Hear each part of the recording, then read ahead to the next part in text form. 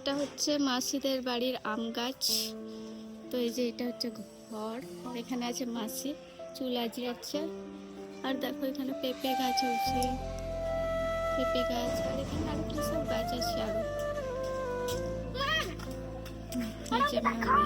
কেন দেখাবো না কেন, ঠিকই তো আছে।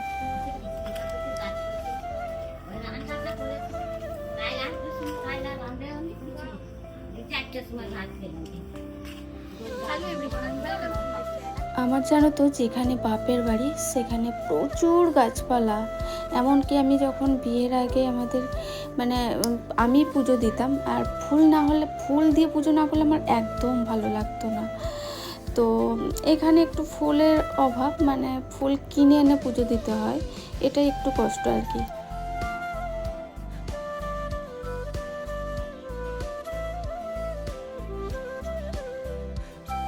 সত্যি বলতে পরিবেশটা এত ভালো লাগে যখন দেখি চারি সাইডে সবুজে ঘেরা গাছপালা।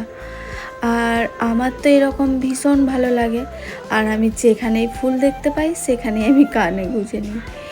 তো দেখো আমি চারি সাইডে খুঁজে বেড়াচ্ছি কোথায় কি গাছ আছে। আমি কিন্তু গাছ ভীষণ ভালোবাসি, তাই আমি চারি সাইডে একটু দেখে নিচ্ছি। তো চলো তোমাদের একবার দেখাই, এখানে প্রচুর মানি প্ল্যান্টের গাছ আছে, আর ভেতরও কিন্তু প্রচুর ঝাঁক হয়ে আছে। আর এটা যেহেতু সামনেটা ছিল তাই তোমাদের একটু দেখাচ্ছি। চলো ভালো করে দেখাবো। মাসিদের বাড়িতে মানি প্ল্যান্ট থাকতে আমরা লোকের বাগান থেকে মানি প্ল্যান্ট তুলে নিয়ে এসেছিলাম। তো দেখো এখানে দেখতে পাচ্ছি, আর এখানে প্রচুর মানি প্ল্যান্ট হয়েছে, প্রচুর। তো চলো, আর এখানে রয়েছে এই যে গোলাপ গাছ দেখা যাচ্ছে, হ্যাঁ এই তো গোলাপ গাছ। এখানে প্রচুর ঝাঁক হয়ে আছে কিন্তু কোনো ফুল ফোটেনি। আর এই যে এগুলো কি ফুলের গাছ জানি না। এই ফুলের পাশে,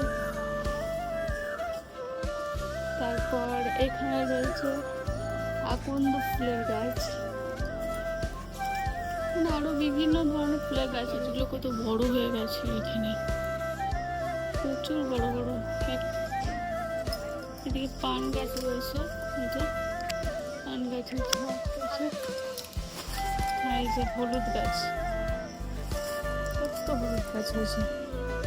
এখানে আবার লঙ্কা গাছও রয়েছে, এই যে ফুল হয়েছে।